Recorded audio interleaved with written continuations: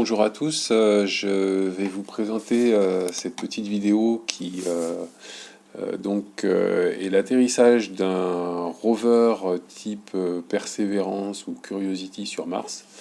Donc voilà, là la capsule s'est détachée du module donc du transit interplanétaire, donc il reste plus que le rover, la partie descente et le bouclier thermique. Donc là, on a passé le freinage de l'atmosphère et on se dirige, là on voit le bord du cratère de Hellas Planitia, pardon pour la prononciation.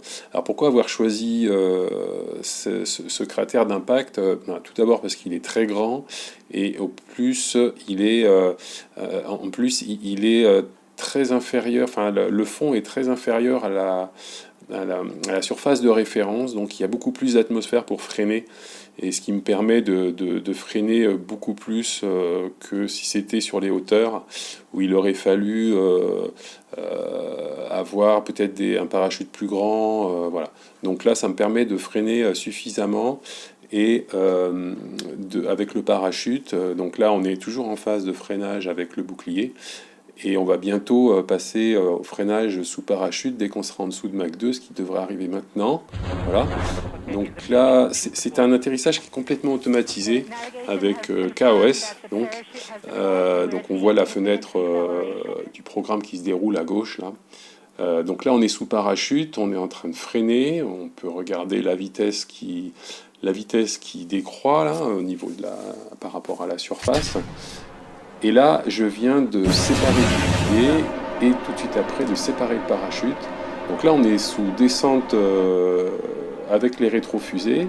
Donc là, on fait une manœuvre de diversion qui permet de ne pas se retrouver sous le parachute quand on va vraiment atterrir, pas se prendre le parachute sur la figure. Donc c'est exactement les manœuvres qui sont faites pour les atterrissages du rover. Donc là, on a le rover qui est attaché à un module de descente équipé de moteur, de rétrofusée.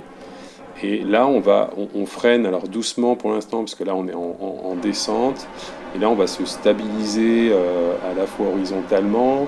On va annuler les vitesses horizontales. Et puis, on se stabilise pour venir au-dessus du sol, à peu près une vingtaine de mètres, une trentaine de mètres, je ne sais plus exactement.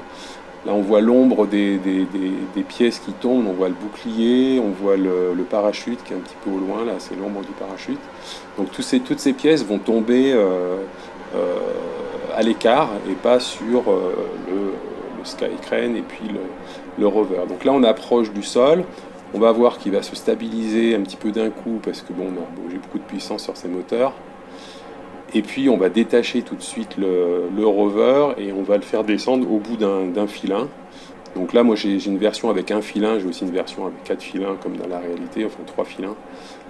Et voilà, donc on va se stabiliser.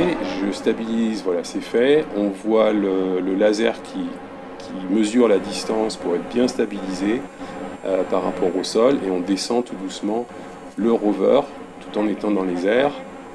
Voilà. On va avoir une vue du rover par le dessus. Voilà, et dès qu'on touche le sol, on coupe le filin et on remonte pour s'écarter. Voilà, et on vient cracher la grue qui permettait la descente. Plus loin, on voit au loin le parachute qui finit sa descente. Et on vient cracher le Skycrane sur beaucoup plus loin. Bon là j'avais beaucoup de réserves, donc il est allé très loin. En pratique, il va peut-être pas si loin que ça. Voilà, c'était pour vous montrer un peu ce qu'on peut faire complètement en automatique, sans intervention, sans aucune intervention. Donc là, je pourrais vous montrer le rover, mais je vais vous le montrer une fois atterri. Voilà.